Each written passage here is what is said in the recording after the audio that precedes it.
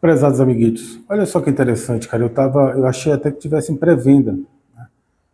Eu queria falar sobre isso, aí eu fui procurar aqui no site da Panini esse quadrinho novo que já está disponível, já dá para comprar. O Destino de Patinhas é uma graphic Disney, né? A Panini ainda edita, né, e comercializa os especiais da Disney, né? Não tem mais a revista mensal dos personagens, mas ainda produz alguma coisa. Pouca coisa, mas ainda produz. Isso aqui é um material italiano, né? Claro. Acho que é basicamente o país que mais produz quadrinho Disney era o Brasil e a Itália, né? A Itália acho que disparado o primeiro, o Brasil segundo ou terceiro, né? Na época da editora Abril. Eu fiquei até interessado nesse quadrinho, olha só a descrição, né? O pato mais rico do mundo está falido, quebrado. E toda a fortuna que um dia foi dele, agora pertence aos irmãos Metralha. Fábio Celone, um dos desenhistas disneyanos mais inovadores e celebrados da atualidade, estreia como roteirista presenteando os fãs com um álbum que narra o drama e as aventuras do velho pão duro. Aí está dizendo, né, um pouco mais e tal. Mais de 200 páginas, R$ 99,90, né? Capa dura. Eu não sou assim um grande especialista, né? Eu li quadrinho Disney quando era publicado no Brasil pela Abril, né? Eu lia mensalmente, e eu sempre gostei, gosto mais do que, por exemplo, Turma da Mônica, outras coisas no Brasil. Eu gosto muito da Disney. Eu conheço alguma coisa de Karl Barks e Don Rosa eu nunca curti. Eu só achava Don Rosa uma continuidade desnecessária do Karl Barks. Eu achava o Karl Barks mais inovador, né? Mas eu tenho uma ideia pro tio. Eu sempre tive uma coisa com o Tio Patinhas, assim. Eu achava um personagem depressivo, né? Meio melancólico. Eu não sei se essa ideia já foi utilizada. Provavelmente já foi, porque tem tanta coisa, né, que se fez do personagem, mas é uma ideia que eu vou dividir aqui com vocês e algumas impressões, meus sentimentos a respeito do Tio Patinhas, né? Porque o Tio Patinhas é aquele clássico cara que ele é tão pobre que ele só tem dinheiro, né? É um cara que ele se define pelo acúmulo de grana. Isso sempre me incomodou no personagem, porque ele não é feliz, né? Ele vive para ganhar dinheiro. O dinheiro é importante, é legal quando você tem um destino para o dinheiro, né? Você usa a grana. Você simplesmente guarda o dinheiro pelo dinheiro em si, você está fazendo felicidade do dono do banco, né? O dono da aplicação, né? A sua felicidade mesmo não tá ali, né? Porque o prazer dele é só acumular o dinheiro, não é usar o dinheiro, não é fazer coisas, não é conquistar coisas. Ele tem um pouco diferente isso, né? Porque ele tem a caixa forte dele, né? A casa forte dele, onde ele coloca lá suas moedas e mergulha nelas. Ele toma banho, né? Tanto nos quadrinhos mesmo Disney ele fazia isso, quanto naquele desenho do DuckTales. Ele fazia direto, né? Ele mergulhava e se divertia e tal. Mas se você pegar as histórias, ele faz isso pouquíssimas vezes. Assim, os momentos de prazer que ele tem com o acúmulo de grana são pouquíssimos se você comparar com a dor de cabeça que aquilo gera para ele. Ele está sempre preocupado de ser roubado pelos irmãos Metralha, ele está sempre angustiado que a maga patológica pegue a moedinha número 1 dele, que ele perca a sua sorte, né? Ela está muito atrelada à primeira moeda que ele conseguiu na vida. Ele está sempre angustiado com o Patacôncio ou o Pão Duro McMoney, porque os dois estão, de certa maneira, competindo com ele, né? Então, se você pega as histórias do Tio Patinhas, mesmo no período Karl Barks, ele é muito mais triste do que realmente feliz por ter tanta grana. Ele não tem um sentimento de realização. Eventualmente você vê ele satisfeito, né? Quando termina uma aventura, alguma coisa, ele recupera geralmente as aventuras, principalmente do Karl Barks, ele estava com o risco de perder tudo, né? Em geral é assim, está sempre na iminência de perder tudo. E aí você vê que é mais um alívio que o personagem sente do que propriamente um prazer ou uma satisfação de alguma conquista. A conquista, na verdade, na maioria das vezes, é simplesmente manter aquilo que ele já tem, né? Ou pelo menos recuperar aquilo que ele tinha e perdeu ali momentaneamente naquela aventura. Então, o personagem está sempre angustiado e ele não tem amigos, ele não é feliz, entende? Sempre me incomodou quando eu era criança, eu lia o Tio Patinhas, me incomodava isso nele. Falei, pô, esse cara, em tese, ele poderia ter tudo, né? Mas não tem nada. Então eu sempre pensei isso, poderia ter uma história do Tio Patinhas, onde ele fizesse uma reflexão sobre isso. Ele já mais velho, né? Talvez os sobrinhos, neto, né? O Luguinho, o Zezinho e o Luizinho já também adolescentes ou adultos, jovens adultos, e o próprio Pato Donald e o Peninha, que são os sobrinhos mais próximos. Ele tem o Gastão também, mas o Gastão não é tão...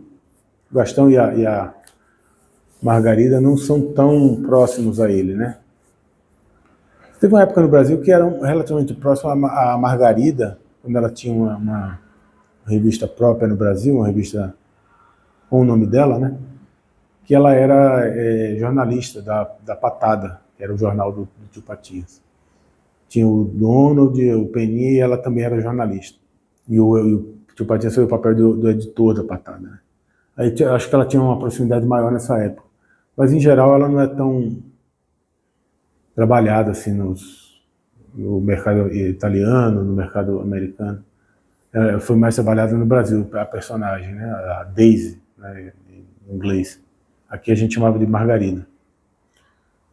Mas ele podia fazer essa reflexão, ele já mais velho, fala, cara, eu perdi tempo na minha vida guardando dinheiro, para ter momentos fugazes e mínimos de prazer, eventualmente lá quando eu mergulhava na minha...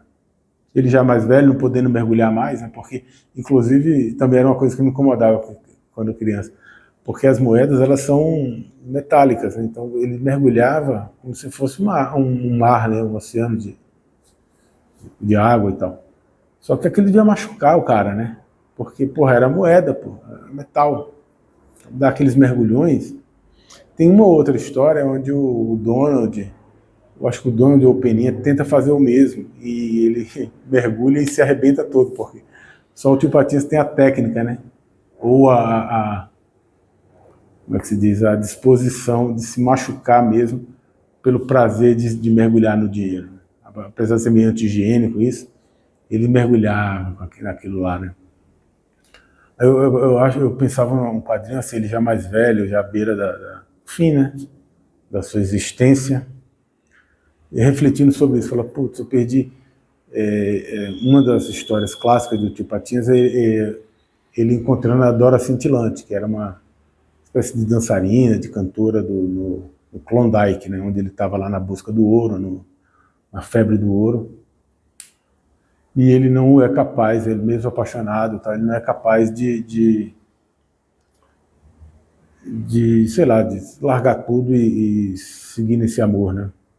E ao mesmo tempo, a história poderia trabalhar também com uma espécie de ressentimento dos sobrinhos mais velhos. Porque os sobrinhos netos do Tio Patinhas, de alguma maneira, eles realmente gostam do tio, né?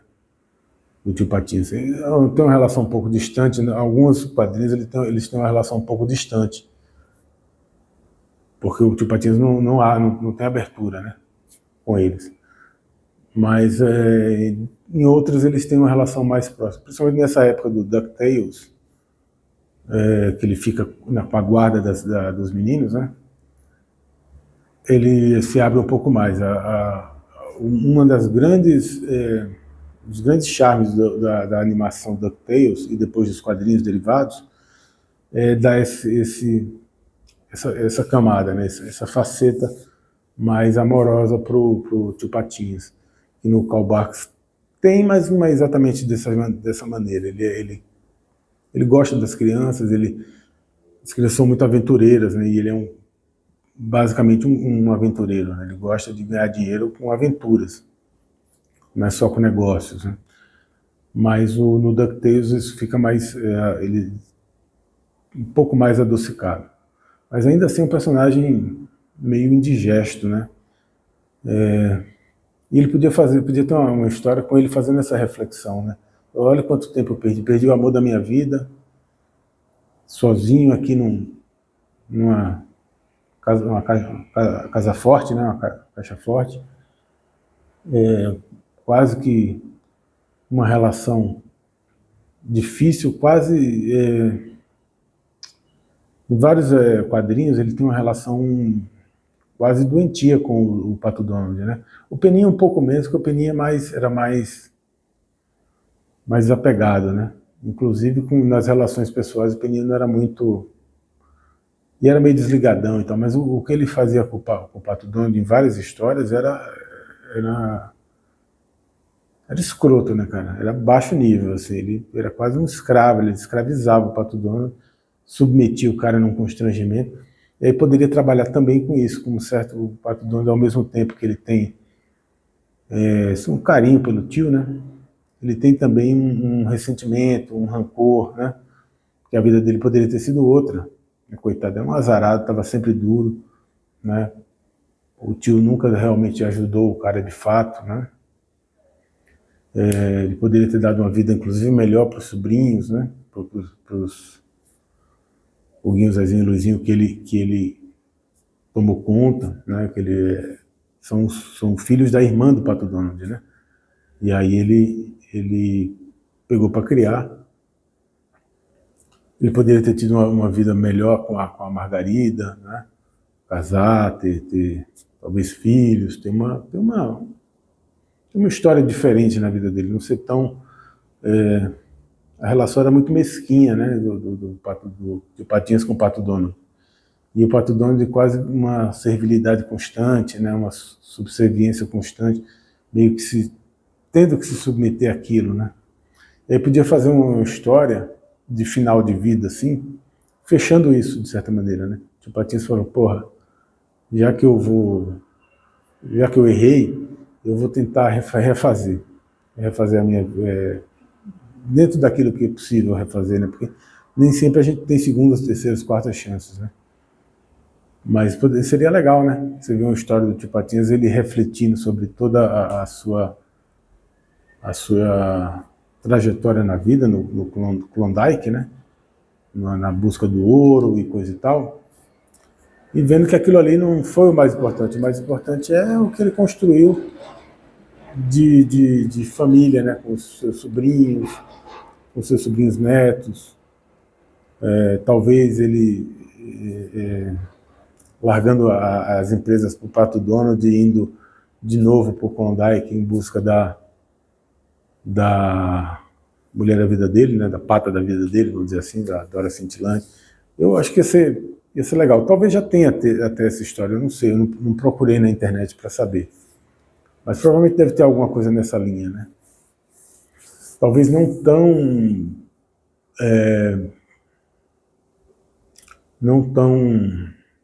focado nessa coisa do sentimento de culpa, né? Uma vez eu lembro, cara, que eu vi, não sei aonde, acho que foi na internet, eu vi uma matéria daquele cara, eu gosto muito, um humorista americano, Dave Chappelle. Ele é um humorista dos anos 2000, né? Começo dos anos 2000 e tal. Tipo stand-up, mas ele tinha... Esses humoristas americanos, eles têm programas de televisão, né? Eu nunca vi o programa dele, não conheço, mas eu vi só... eu tinha visto o material dele, né? Achei legal, fui saber mais sobre a biografia do cara, né?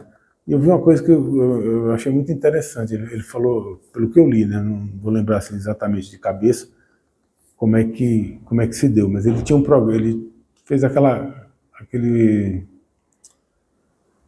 biografia básica de todo humorista americano. Ele começa fazendo stand-up, aí depois vai para os programas de talk show americano, se apresenta, vai sendo conhecido, né? E aí eles têm, às vezes, oportunidades de fazer filmes de humor, né, de comédia, e fazer também seriados, né, aqueles enlatados americanos, aquelas sitcom, né? comédia de situação. E ele tinha uma espécie de sitcom, que era um sucesso e tal, mas pelo que eu li lá na coisa, pelo que eu entendi também, porque estava em inglês, né, a coisa não estava tão legal na vida dele. Estava meio, talvez tinha que fazer concessões no programa que ele não queria, tinha que pressão também de audiência e coisa e tal, e ele já estava meio de saco cheio.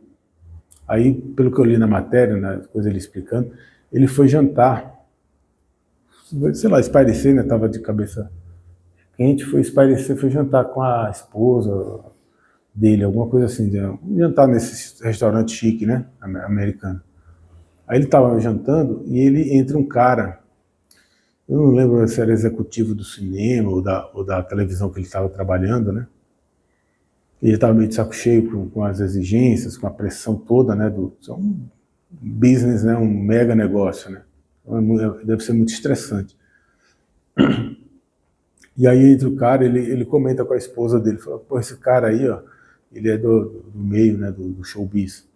Ele deve ter, sei lá, quantas vezes mais dinheiro que eu. E ele tá comendo aqui igual a gente tá comendo, né?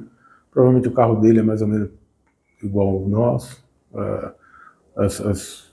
Os bens materiais que ele tem acesso e que ele usufrui é muito próximo, né? Porque quando chega nesse nível de superestrela e de status e de grana, as coisas são meio que os caras meio que é igual para todos eles, né? E aí meio que foi um clique na vida dele, falou assim, porra, é isso. É um negócio, porra, que o cara teve sagacidade para pensar nisso. Falou, cara, a gente tá aqui lutando, se desgastando, né? Chega num ponto que não faz mais sentido, cara. Você já tem aquilo tudo. Você já está convidado na festa. Você vai ter mais e mais e mais, você vai guardar no banco. Porque quantos carros você vai ter? Quantas casas você vai ter? Uma hora você vai dizer, chega, tá bom, é suficiente. Entendeu? E aí ele percebeu isso, aí ele parece que ele foi para a África reencontrar a si mesmo, as suas raízes, a sua história, né? Foi viajar o mundo, conhecer outras coisas, porque para não ficar só naquilo, né? Naquele dia a dia, naquele estresse todo.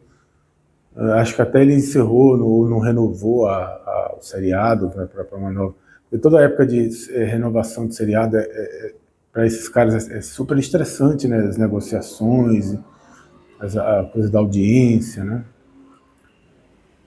E, porra, eu sou uma sagacidade foda. Eu falo, cara, eu já tô já tenho tudo que eu quero. Né? Mais e mais e mais, eu vou mais do mesmo. Porque não vai trazer nada novo. O Tio Patinho já tinha uma caixa forte, porque ele quer mais. E aquela caixa forte dava mais estresse para ele, mais angústia do que prazer. O eventual prazer que ele tinha de dar o seu mergulho nas moedas, né?